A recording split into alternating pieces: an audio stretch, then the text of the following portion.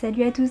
Aujourd'hui je reviens pour vous faire partager ma pensée sur un sujet qui me tient à cœur, entre guillemets, ou qui m'interpelle beaucoup en tout cas. C'est l'overdose qu'il y a sur YouTube de toutes les vidéos à propos des fournitures scolaires que les jeunes youtubeuses peuvent faire. Alors,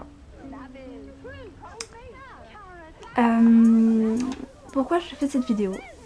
C'est que dernièrement dans mon fil d'actualité YouTube, il y a eu énormément de vidéos sur la rentrée scolaire et sur les fournitures scolaires de jeunes filles qui sont plutôt, c'est en grande partie des collégiennes ou des filles qui rentrent en seconde. Et ça m'a vraiment interpellée cette propagande à faire acheter des tonnes de choses et des tonnes de fournitures et comme quoi c'est normal. Alors je peux comprendre parce que moi aussi j'aime bien faire les fournitures scolaires, il n'y a pas...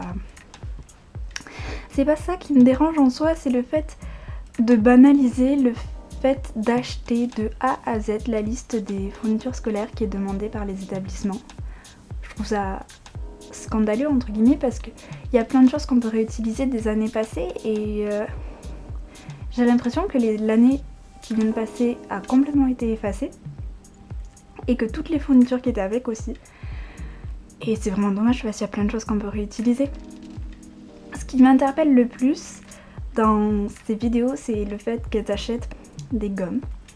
Moi je comprends pas les gommes quand même, à part la perdre, mais bon, si tu fais un petit peu attention à tes affaires, une gomme ça peut durer très longtemps parce que ça s'use d'une manière très lente et tu peux la garder pendant bien plusieurs années.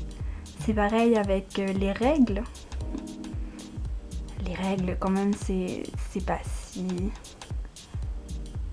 rare que ça à garder, je sais pas trop comment m'exprimer, mais ce qui m'interpelle le plus vraiment c'est par exemple une jeune fille qui disait qui montrait ses fournitures scolaires et qui avait acheté des feutres et des crayons de couleur. Cette jeune fille passait en 4e et quand même, des feutres et des crayons de couleur, tout le monde a des feutres et des crayons de couleur chez soi. Et quand même, en racheter, je comprends pas ça. T'en as forcément à la maison. Ce que je trouve aussi également très étonnant, c'est le fait d'acheter des critériums. Alors, pour rappeler, un critérium, c'est un stylo de papier dans lequel tu mets des mines pour le recharger. Et une fois que ton critérium n'a plus de mines, tu en rajoutes pour de nouveau utiliser un critérium. Et je comprends pas ces personnes qui vont te montrer dans ces fournitures scolaires des lots de 15 critériums, voilà, hyper fièrement. Et tu te dis, mais tu vas utiliser les 15 critériums dans l'année, mais moi 15 critériums, je m'en sers toute ma vie, enfin c'est hallucinant quand même. Vous trouvez pas vous? C'est triste. Et encore, j'en passe.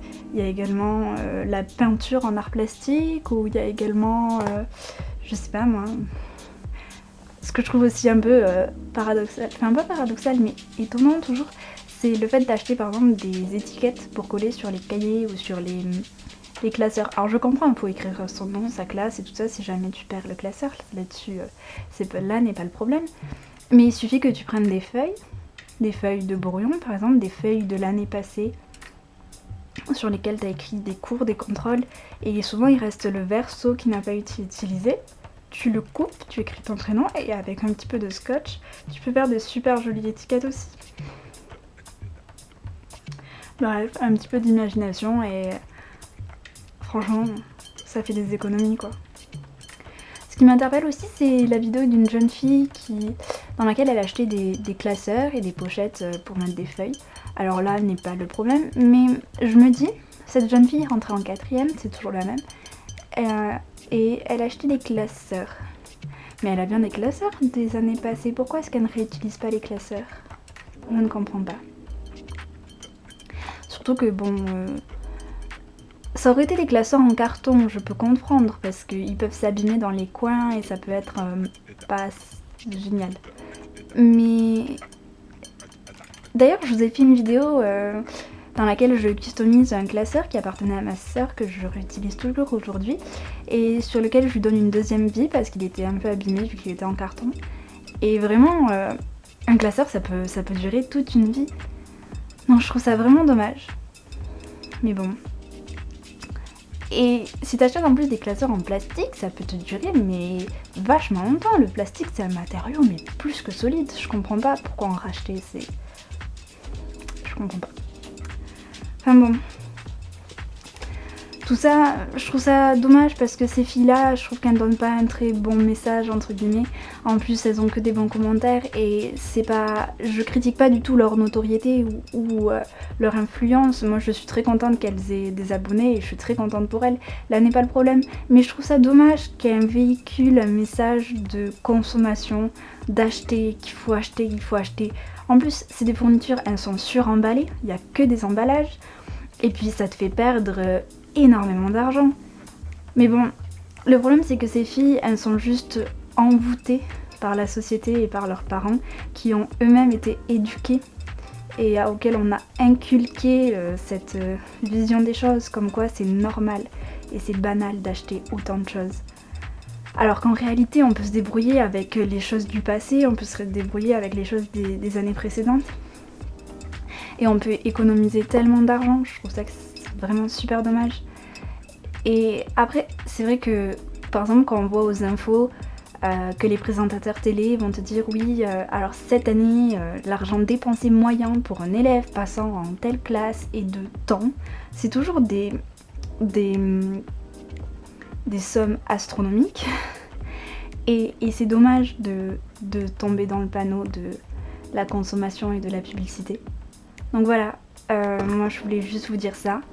J'espère que vous comprendrez ma pensée, j'espère que vous réfléchirez à ce sujet, que vous ferez votre propre opinion sans forcément être influencé. Et que voulais-je dire d'autre? Oui, si ça vous intéresse, je pourrais vous faire une explication sur comment est-ce que je m'organise au niveau de mes affaires scolaires pour économiser de l'argent, économiser de la place, avoir un sac beaucoup plus léger et ne pas gaspiller des tonnes et des tonnes de papier. Voilà. Sur ce, portez-vous bien, prenez soin de vous et puis réfléchissez à ce que vous pouvez faire de bien pour la planète.